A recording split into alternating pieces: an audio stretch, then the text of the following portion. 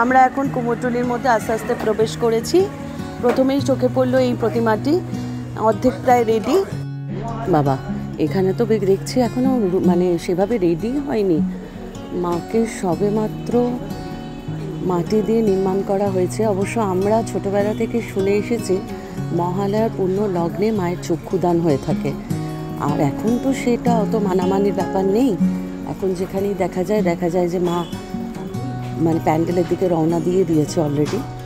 যাই হোক, এনারা হয়তো সেই রীতিটাই মানবে। বাপরে, কি অন্ধকার সব গলি আর পুরনো সব বাড়ি, দেখলেও যেন গাটা কিরম ছমছম করে ওঠে এখনো। চারিদিকে প্রচুর লোকের ভিড়। এখানে দেখতে পাচ্ছি মূর্তি নিয়ে যাওয়া হচ্ছে। প্রচুর লোকেরা এখানে তাদের লেবার দিয়ে মূর্তি নিয়ে যাওয়ার পর্যালোচনা করছে। খুব শক্ত কাজ এভাবে মূর্তি একটা জায়গা থেকে বার করে নিয়ে মণ্ডপ অবধি নিয়ে যাওয়া।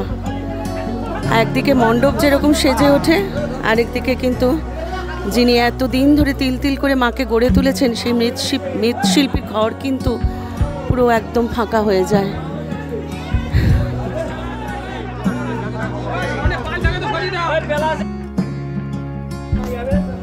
এখানে মাকে সাজানো চলছে, শাড়ি পরানো হচ্ছে, আমি দেখতে পাচ্ছি।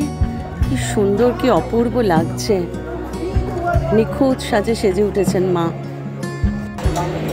বাহ, এখানে সাজানো কাজ অর্ধেক প্রায় শেষ। এটা নির্ঘাত কোনো বড় কোনো মণ্ডপের জন্য প্রতিমা তৈরি করা হয়েছে। অপূর্ব শৈলী, চোখ জুড়িয়ে যাচ্ছে যেন এভাবে মাকে দেখতে।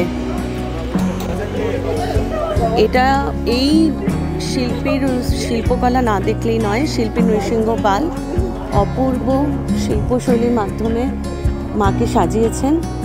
খুব সুন্দর। জানি না এই এত সুন্দর মা দুর্গা কোন মণ্ডপে যাচ্ছেন, কিন্তু অপূর্ব লাগছে। আলো করে রয়েছে যেন সমগ্র এই জায়গাটি।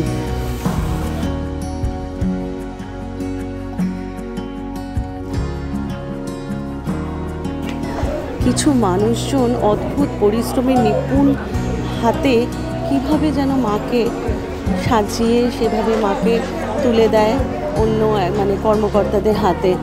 মানে মায়ের যেন কোনো রকমভাবে একটু আঘাত না লাগে। মা, সবার মঙ্গল করো, সুস্থ রেখো সবাইকে, ভালো রেখো সবাইকে। এক্সপ্লোর উইথ অপুর চ্যানেল থেকে এটাই আমার কাম্য, এটাই আমার আশা।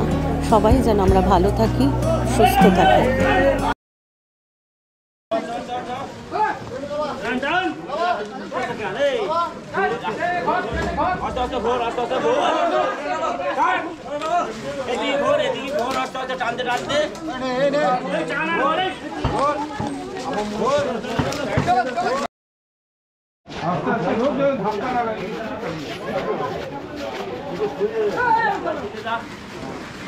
আরো আকাশ হয়ে জানা চল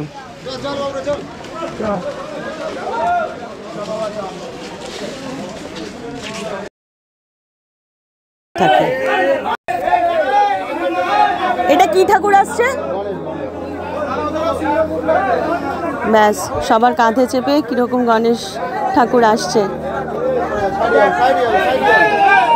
আর এইদিকে আরেক মা তার ছেলের সাথে, তিনিও রেডি হয়েছেন, বেরিয়ে যাচ্ছে। দেখুন সবাই কি পরিশ্রম করে মাকে নিয়ে যায়।